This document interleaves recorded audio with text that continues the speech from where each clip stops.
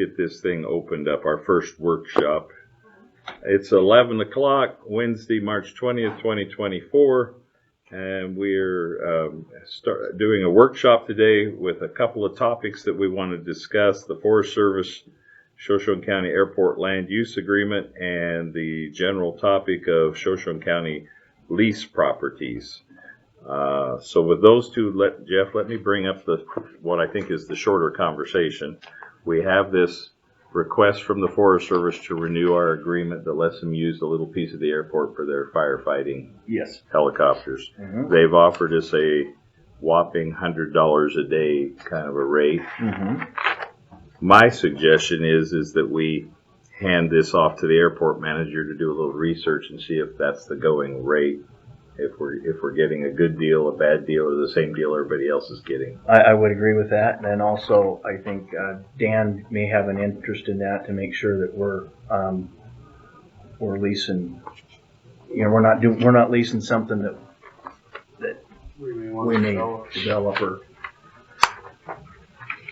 okay, so then let's say we ask the airport manager to look into the pricing, and we could ask Dan to work with us a little bit on. Does it have a specified area or not general area? Yeah, it does. Kind of know Description. where they typically set up. And the owner describes a furnished parking area for Forest Service administered aircraft as well as associated support vehicles for aviation. So it's going to be where they park over there at the site every year. My concern is if we were going to get into a specific lease agreement that didn't overlap where we thought we might want to develop hangars in the future. This will be just like 1 year only. Yeah, is what this is. Get locked into. Use of airport for Type 1 helibase, up to 6 helicopters, approximately 10 acres north of runway and west of the FBO. Yeah, but we may want to just delineate it or have something that delineates a little more, so that we don't have an overlap. And I 100% believe we can absolutely do both. Okay.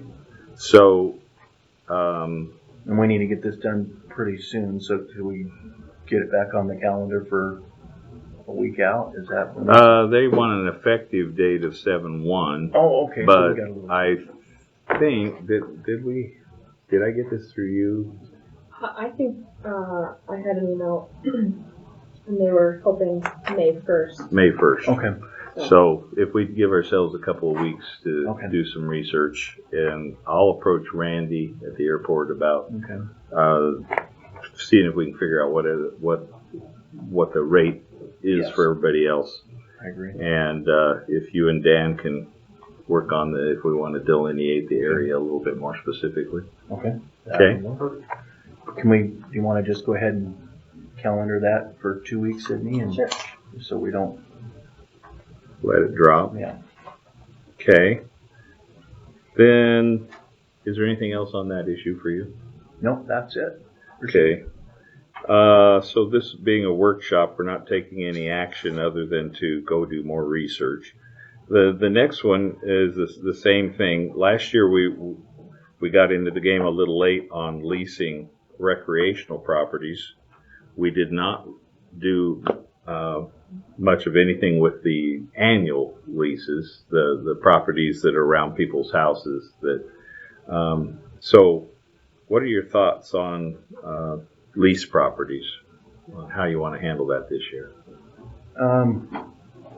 I know I talked to somebody regarding there's a piece of property that's up by the service station up there where the coffee shop is, and the code gives us up to 5 years without really without public notice, but we would give public notice.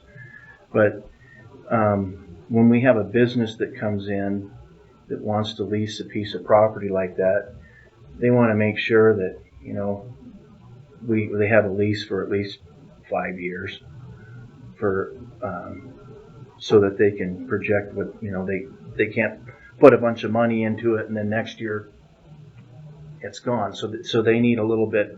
They need a longer lease. Longer term. Mm-hmm. So I think we can do that for commercial property. we can maybe set something up, you know, that we can do for commercial property only. For commercial, Mm-hmm. And that would be considered commercial right there, wouldn't it, Dan? Yes. Okay. and then we have the recreational, which last year I think I think, did we auction them off in May? April, I think it was late May. late May, Yeah. and we made them like June through October or September. Yeah. This year, I would like to suggest we try to auction those off at the 1st of May or early May, Or maybe giving April. it could even be the end of April, Okay. and that we make the leases good from May through October or May through September. And you see any? And if you want to join us at the table, this is a workshop. I thought there was going to be more people here, so it's that. No, we're just brainstorming right now. We're not even capable of making decisions. Not that we might not be capable of making decisions, but we're not making any decisions today. We're just discussing our thoughts on this. But I think if we went a May, at least through September, the end of September. Mm-hmm. Yeah, there's no issue from a floodplain management standpoint or a zoning standpoint as far as the time frame of when they use them, and they could. You want to make them October? Yeah, I think Maybe October September, 30th no. would probably be. You know, It's actually, sometimes we it's get actually snow. a bigger deal from fall into spring because of Mhm. flooding actions and stuff like that. So it's from a May to October or something. It's Yeah. not an issue at all for flooding. So 1 May through October 31st. Yes. So we might get a little more interest in the leases that way. We might be able to get a little better rate for them that way, and we'd make it easier on the recreational person that they could go out there in May and get their camp set up, Mm-hmm. be ready for June. As far as coming up with a list of recreational properties, we have the list we did last year. There's a couple other pieces that we just inadvertently left off. I suggest that one of the commissioners assemble last year's list plus any other properties to be considered, and that we bring that to a regular meeting Mm-hmm. and discuss maybe expanding the list a little bit for recreational. See, one of the problems we have is we have some properties that are next to people's homes. Mm-hmm. So we need to discuss that. But there is also property that are next to homes that the neighbors don't have any interest in it, and they're rented out as campgrounds. So I think in order to be fair, we need to somehow make this so everybody can bid on them, and maybe check some of the easements and things like that to the properties, whether people have the proper access to them. And I think they all probably need to be bidded so that we're all under one. Well, if I could offer, as we discussed last year for some length, some of these properties, and I forget, there's 13 or 14 of them.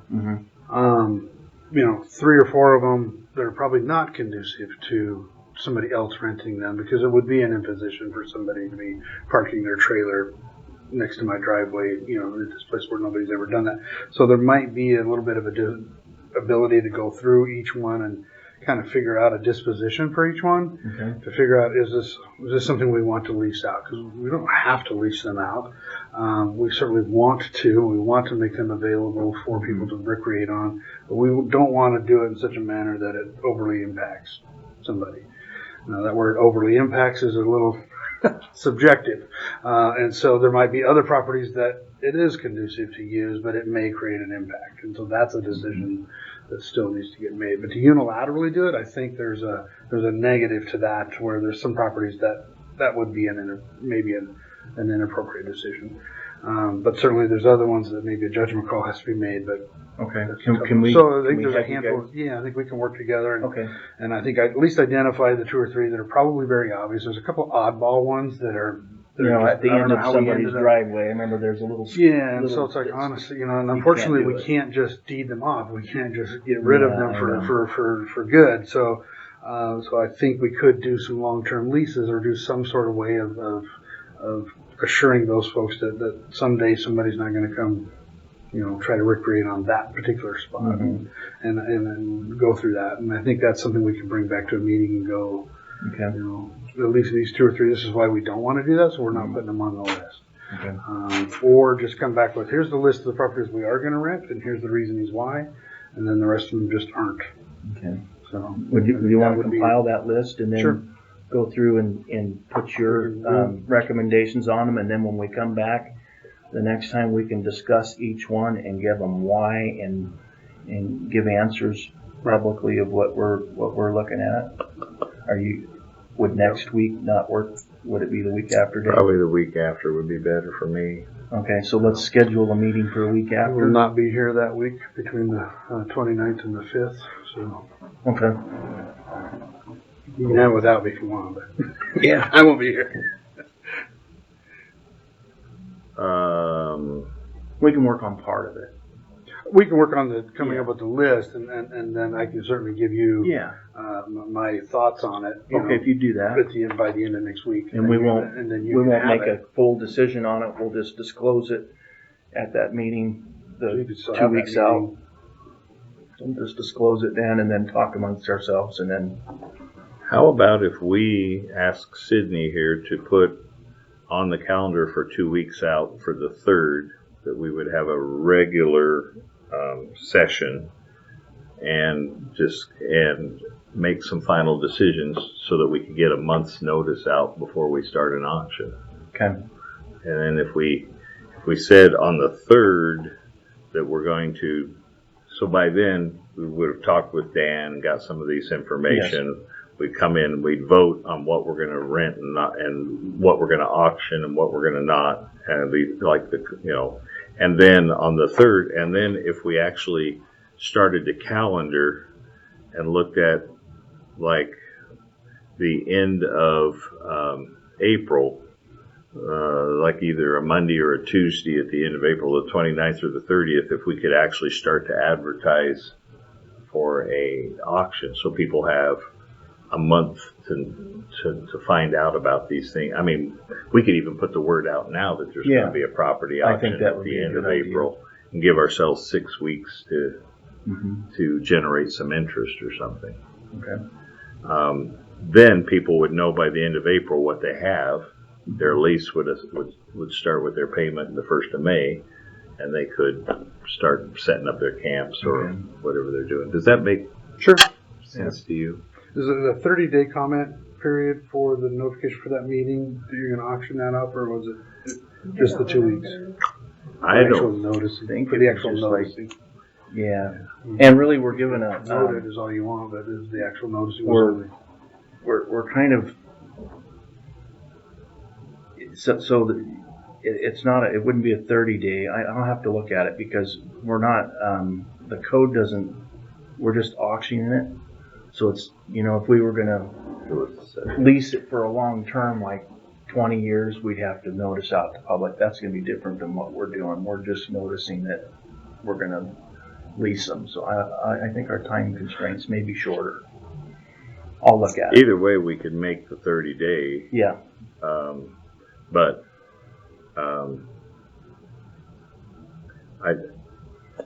I don't think we have to have 30 days to have an auction. I No. think I'm thinking more about the chance to get the word out because Yes. last year the complaint was Nobody knew Nobody about knew nobody about it. knew. We only had a couple of weeks, but we could work with Josh, try and get it in the paper. We could put it on our Yep. website. We could put it on the front door of the promoted all courthouse. you want. Our Mhm. question was Try and for the promote it. noticing for that auction, was it a 2-week notice? Or Yeah. like we would for any other Yep. public hearing, is just Yep. 2 weeks. Yeah. Some of these things require 30 days, so I just Yeah. confirm. So if you're I having, think we determined last year that it was 2 weeks. 2 weeks. but- I think you're fine. so if you're gonna meet on the 3rd, then make some decisions then. Yep. 30 days will put you in the beginning of May. And then if your readers have an interest, then at least by the 3rd, we could have you the information on what's being leased and what's available. For the county, I mean, one of our considerations is we need to raise revenue in other ways besides property tax. So this is one. Yep. Number 2 is I think we have some nice pieces of property that are handy for our county residents to to try to lease and put to use for recreation. Mhm. But back on this other topic, maybe we ought to come up with 3 or 4 well-defined categories of how we handle these properties. Since these are properties we can't sell, we might have the recreational or some title that means these are the seasonal ones that we're only going to, every year we're going to lease them from X to X. Mm-hmm. Then we may have these commercial loans, kind of leases, kind of like what we've done out at Smelterville with that piece out there. And then maybe we have some 3rd or 4th category that's this annual lease or this long-term lease to these people that, you know, that this is a little strip of land right beside their yard or something that we don't think would be suitable for a camper or whatever. But whether we're going to, otherwise, I think the complaint is how come you're letting there be competitive bidding for recreation, but you're not letting there be competitive bidding for the other. Well, on the commercial, it's, I mean, we've just been leasing to the first person that comes along and wants it because nobody's ever wanted it. And it's usually not. It's usually the neighboring property. You know, Yeah. So they need it. Yeah. So maybe on the 3rd we could come up with some ideas, some kind of definitions so that we could say, well, this is why that little piece gets leased for 12 months or for 2 years or whatever, because it's in this guy's backyard and we don't want to put a camper there. Whatever this category is or something. But we could still make them competitive or not. I mean, we could write out in the definition it will be a competitive bid or it won't be. I mean, the ones that have the most interest are the recreation. But we have had a couple people ask, what about these other pieces you own and how fair is that? So for fairness, maybe if we came up with categories and said we're sticking to these definitions. Does that fit your way of thinking? And then we also have I know we also have a property that we kind of found that we had way up the North Fork, and that we're talking about possibly selling. We could make a decision on whether we want to lease that or sell it this year. That one was actually on the water. Yep. It's way up the North Fork. It was a little bitty when you and I briefly talked about it. No, but we never visited it yet. We just found it after the fact. How far up is it? Where are we? Geographically, where are we? It's in one of those neighborhoods up there, those developments. Oh, I know which one. Probably. It's on the left side of the river road going north. Copper Basin, Yeah, somewhere in that area. That's the name of the subdivision. So maybe that's our 4th category. That was selling. done. That was done as it was an oddball thing because normally properties don't get dedicated. Lots don't get dedicated to the public. It was done within the plat, and that was basically. I think it was intended to be like a water access lot, like a common property, common area. But instead of doing it common to the HOA or homeowners, they put the tracks, the road areas, and this property here, county, and they dedicated it to the county. So that's how we ended up with that tract, is it was dedicated to the county by that plat. So it would probably be a vacation of a portion of that plat, and that's like we would do for right of way, and then we'd go through that process. But let's say if we do come up with categories, that maybe a 4th category is property we want to sell. Yep. And that we're not trying to lease, we're actually going to list it with real estate or whatever and try to sell. We've had some interest in a piece in Silverton. We've had some interest in the land above the old county dump. We've had some interest in the St. Joe. 40 acre. That 40 acre. So maybe that's a 4th category that we could put these things into. And those are different because we own them fee simple or we own them via that method versus dedication. Dedication is a whole other animal, as we've learned. So. How about the press? This is a workshop. I'm going to allow you to have questions or comments in here. We're just brainstorming. I think most of my questions will come after you guys kind of assemble your list, and then they'll be exploring like where's the bidding going to begin? Is that property specific? Are there rules? like you guys have rules and guidelines for what can and can't be done on your property, your lease properties. Yeah, it would be more of that. I think anything that comes out of this meeting will be that you guys, like, I'll probably let people know that you guys are talking about it and you're working on that list, and then like kind of say, hey, it's coming, and then see if Appreciate we can get people kind of paying more attention to it. The only thing that I'm concerned about, I guess this is on the record, but the only thing that I'm really concerned about is now that we've published in Coeur d'Alene, we're going to put this out there to residents in basically all of North Idaho, and some Kootenai County guy who's been looking for a place to put his camper, which is just the bane of the Shoshone County resident existence. Nothing they love more I know. than to see those cave plates. The trade-off is it does offset some property tax, Yeah, no, for sure. but you're right. And then I guess on some of those other properties, like some of the ones you guys were talking about that are like next to, like they have neighbors that are property owners, like if they're not usable for, like, you guys can't lease them, and they, like, has it been made available for them to purchase?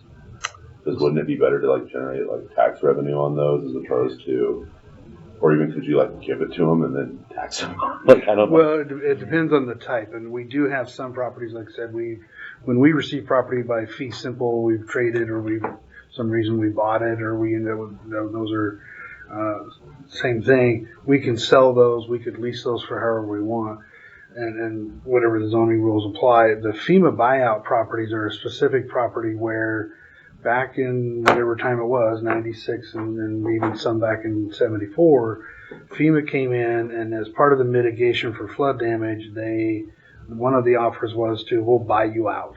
And so they bought the people out. Well, they did that by giving the money to the county, and the county literally paid the people to vacate the property. So now, because of that deal, the county owns the property in perpetuity with that federal money. And so we can't sell it to people. We can't give it away. We have to hold it in perpetuity, and we're bound by those various rules for future development, because the intent was to preserve floodplain capacity, not go build new buildings and houses in there that are going to get damaged again.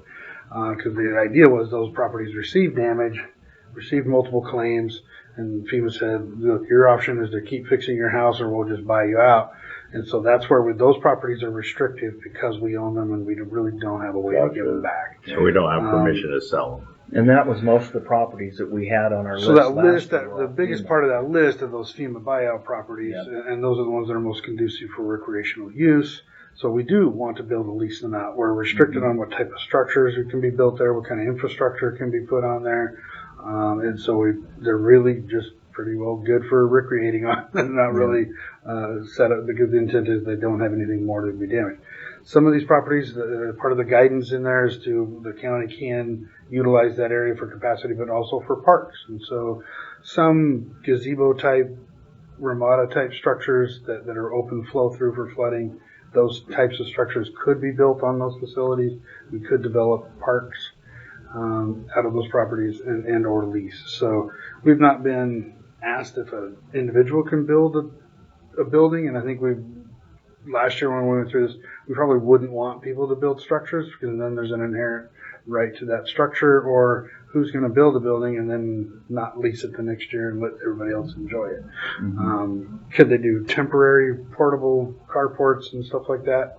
Very possibly. We'd have to look at what they're proposing versus building code and the floodplain, but certainly, temporary tents and temporary Costco type structures, could be permissible just like everywhere else. And go that route for usability. But that's why we can't just put them back on the tax rolls. If we can get a lease rate out of them, that's about as good as you're going to get. And I guess, you have to take into consideration neighbors. And nobody really wants to live next to a parking lot in the summertime. But the parking lots seem like if there were spots that were not usable for anything but accessible off the road, that it was like, we can put 10 cars here. And if, people pay a single day use fee for that,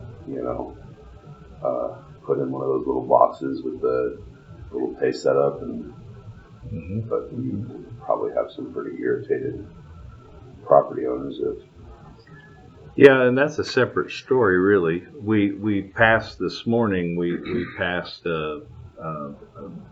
authority to apply for a grant to consider turning one of these into a paid parking. is this the one kind of that is past the snake pit? Yeah. Yeah. The grant would pay for engineering to develop a plan that we could present to the public, and the grant would pay for some of the work if once we got a final plan. I think a good point that I would like to make for the public is we're not trying to increase recreation on the river, and this is why one of those folks that has land near this proposed parking lot is like, well, you're just going to increase. What I think we want to try to do, this is just my opinion, is shift to pay to use if you're out of county. Pay to use meaning if you're still looking for the free stuff that you might be a little more inclined to litter and abuse, then you need to go find someplace else besides Shoshone County. So we might get a smaller crowd, but they'd start paying, which would offset all the property tax we're dumping into it right now for law enforcement and garbage. Right. And so as soon as I explained it to that person that parking lots would be a way to, at the same time we increase the fine for illegally parking up the river, we force people to make better decisions, park in a legal lot, use a shuttle, do something else. Mm-hmm. But it costs, so if you don't want to pay, go somewhere else. We might reduce the strain on the river and reduce the numbers, but it'd be a different. Because you're not going to eliminate it, and the recreation's already here. Yeah, we're not. So we're going to start to say if you want to play, you're going to have to pay, and we're going to use that money to pay for garbage and law enforcement. For the impact that's being caused. And all, instead of taking it from you and I's house property tax, but that really seemed to help that guy when he heard that. We're not trying to figure out how to manage it so we can grow it right now. We're just trying to figure out how to manage it so it doesn't destroy what natural resource and recreation the local people do have. Sure. Yeah. And what like the chairman was saying, we've got to get a handle on the parking. And right now we got people parking up the river, and they're impeding the roadway and everything else. So I think if we were to look at a parking lot, that would minimize that problem, and then we could impose more fees for violators so that it makes them have to.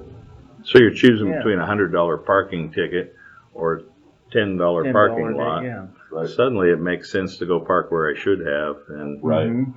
And now we put a dumpster and a toilet there instead of using the river for your dumpster and your toilet. Right. And we start to compound, but because of the revenue, we can afford to.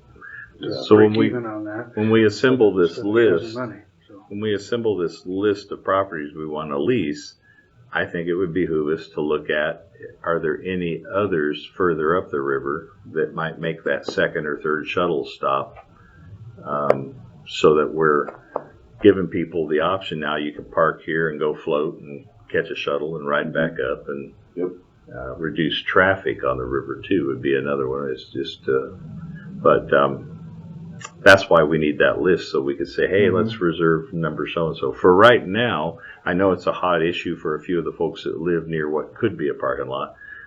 We have promised them that we would come up with a plan, an engineered plan, and present that and show them, at least give them a heads up before we go further. So that's where we're at right now, is we've applied for a grant to pay for the plan. Cool.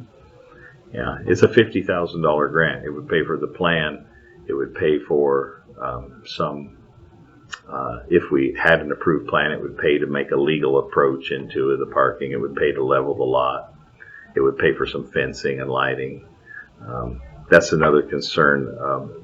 So nobody's going to want a parking lot in their area, but at some point, something's got to give. The same people also don't want all the illegal parking and all the litter and all the. They don't want people parking near the entrance to their driveway. They don't want parking on the side of the road and walking across the road. Like, no matter what, people are going to be parking near you. Like you're going to have to like it's either going to be convenient or inconvenient, but it's going to happen. So yeah, that was kind of Because if you have these spots that like you can't really recreate on beyond like if they're not necessarily they're not riverfront or you can't put a camper there or something like that, like unless you're just going to build a bunch of basketball courts, which maybe I would endorse that one. You know. Well, maybe we could. Yeah, fastest growing sport in America. Yeah, I've tried it though. It still requires running and breathing and The breathing part's no fun. yeah. So, But I think once you have that list, I'll have a few more questions. But just for now, letting people know that like you guys have these, that you're planning to do this. I'll probably I'll rewatch the video to see if there's anything like that airport stuff. I don't know if people really make too much of a fuss about that one. But the other properties, the ones that along the different rivers and places where people can go spend their summers away from home, we care about those a lot. So let people know that you guys are looking into it, and then let people know when you guys have the list ready. And then once you guys have that list ready, we'll talk about, you guys are going to advertise for it, what they should expect from a potential like starting bid, like, and then, if you're going to go a bigger time period, then there's probably a higher start than what they paid last year, especially if they were the people that were there last year, so. In all these leases that we do, it's not a monthly payment. They have to pay us in full they have to pay annually, whatever their contract is. And so that's one of the things we need to make sure that they know, because we're not, we can't, by code, we can't accept monthly payments. It has to be for the whole lease. So. Yeah, so giving ourselves a month, maybe we can be a better job of getting the word out, what you're buying, what rules apply to it, and having Sydney have a flyer or something she can hand people if they come to the counter. Here's the rules that go with it. Here's the list. If we could post that on our county website, here are the rules that go with these leases. I mean, I know we have people interested, but last year, we only had like 10 or 15 people show up to the auction. So people feel strongly about the issue, but how many people are willing to put money into it and bid remains to be determined. But for us, anything we can do in lieu of property taxes, any kind of income we can get from this county. And also, I think just giving more people access to recreation. And I'd like to look at that one piece that we have up there that we've talked about selling that's actually on the water that Dan was talking about. Maybe that would be a better, just a county, if the county actually has water access there, maybe instead of selling it, we'd be better to turn it into it didn't look like a good spot for a parking lot, but what if it were a picnic table and just public access to the river, which is County Beach. Yeah. Can we dump sand? No, that's against the rules. Okay. County Rocky Beach. Probably already rocky. Yeah, and of course people probably wouldn't. If you're the immediate neighbor, you'd be bummed that the county's using their property now. But the fact is, the county owns the property and just hasn't ever used it. Well, I can certainly look into all those options, and some of those options might be to vacate it and then put it up for auction or something. Maybe we don't want to impact the neighborhood, but certainly getting a new neighbor, if there's a way to vacate it as an individual lot, we can. At some point we have to trade off the good of the whole county, which is selling it or turning it into public use for everybody, versus the good of the one or two neighbors that don't want a neighbor, which I understand. Yeah. But the whole county's holding this land that could be bringing in income while we all pay more and more property tax. 100% of the county would vote in favor of not putting in a parking lot just because it looks nicer to not have a parking lot. But, at the end of the day, the realization that you have to do it, that it's needed. 100% of the county would vote that we not let all those out-of-state recreators come up there too. But you can't do that either. Exactly. So. This can of worms got opened. Now we're just sort of trying to put the lid back a little bit and slow it down before we destroy what's left of our I mean, environmentally, I mean, I don't recreate up the river in the summer anymore. It's just gotten to the point where it's just Same here. Up until last summer was the first time I had gotten in a natural body of water in North Idaho in like a decade. Because like Coeur d'Alene Lake is a pain to get access to, and parking in the beaches, and then the river. Like I don't even like unless there's an emergency and I have to go up there for work. I don't go up there unless it's like Molly be damn days and I have to go take a picture of something because like it's crazy up there. It's not pleasant. So we need to discuss a management plan that modifies that. Doesn't just make money off of it, but it creates maybe some financial incentive for people to either, if you're of a mind that I'm here for free and I trash it, I'm going to have to go somewhere else because it's not free anymore. And if you don't mind paying, just like Coeur d'Alene, I mean, it's become natural that you're going to have to pay to park. And you can see they're using the money to develop. I mean, I'd like to see us have nice, neat paved parking lots and bathrooms. Just paying for the dumpster. Yeah, just all the dumpsters and all the extra. Yeah, it's a lot of cost on our taxpayers. I mean, that recreation was their our EMS services, our roads, our trash, our water, sewer. Law I mean, they're enforcement. adding a burden to the taxpayer. So I mean, we've got to help things out. And that's the truth. Is right now everybody in Shoshone County is helping pay the extra That's right. 10 or 20,000 in trash and the extra thousands in law enforcement. We're all paying it out of property tax. If we don't do anything, we'll all just keep paying it out of property tax. That would be an intriguing figure to have during, from Memorial Day to Labor Day. What kind of fees go into just The extra. maintaining the North Fork area? Whether it be tracking that cop that you guys have up there, because I mean, I think you guys have one or two dedicated. You have 3 dumpsters, 3 dump sites, I think, right? I think it was. It used to be. Oh no, I think Fort paid for one, didn't they? Didn't Don and those guys pay? They pay for a couple of dumpsters now. But even then, they're paying for it. So, what fees are going in to maintain this? And, reach out to them. Because that's all coming from local donors. Right, yeah. That's still costing people. So, getting A lot that of money. dollar figure might be interesting to put in front of people. And again, now that we are with a paper that prints in Kootenai County, put that in front of them. Let them know, hey, there's an impact. Well, even our EMS services up there. The ambulance goes up there quite a bit in the summer. Oh, yeah. Yeah. And for a lot of the folks who don't, the problem with the current system is it's all paid for by property tax, yet more and more property taxpayers aren't going up the river because it's so crazy. So you and I are paying for it, but we're not managing it, so it's becoming something I don't even want to do. Pay to not play. Yeah. So what we got to do is shift it so that the people who are using it are paying. And that may change who uses it, and it may change how many use it. But at least now we have resources to keep it clean and neat and safe. So anyway, it's all good theory, but we actually have a grant for $50,000 that we're applying for. When do you think you'll hear back on that? I think she said she hoped May. Okay. And that would get the engineering going.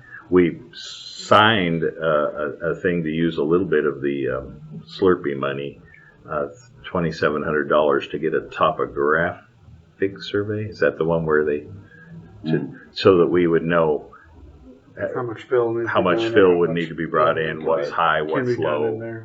So we've already spent that $2,700, or it's being spent right now to get that information that we need for a plan. So step by step, we're getting to the point where we could say, hey, public, this is what we're looking at. The problem is people can't say it's that or nothing because nothing still costs, and nobody's been adding that up. Right. If we don't do anything, we're all out another $20,000 or $30,000 every summer. Right. Well, you're not going to solve it, or it's the money's being spent. Where is it being spent? We want to redirect where some of that money is being spent. Yeah. Right now we're cleaning up the mess.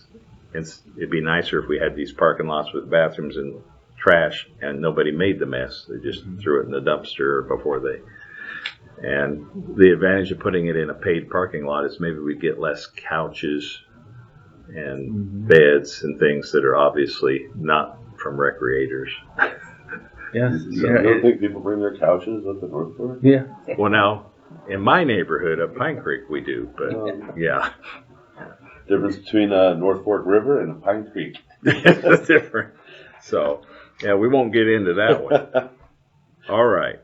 Anything further from you? Nope, I think we're. Dan, any other thoughts? Nope, I'm good. We got a homework list here. Josh, thanks for participating. Thank you. This is our new format of having these things called workshops where we don't vote. We just try to, the only way we can actually legally share each other's ideas is in a public setting. So this is our way of brainstorming I like in it. public. Yep. I That's like great. it. That's awesome. All right. All right. We are adjourned. Okay.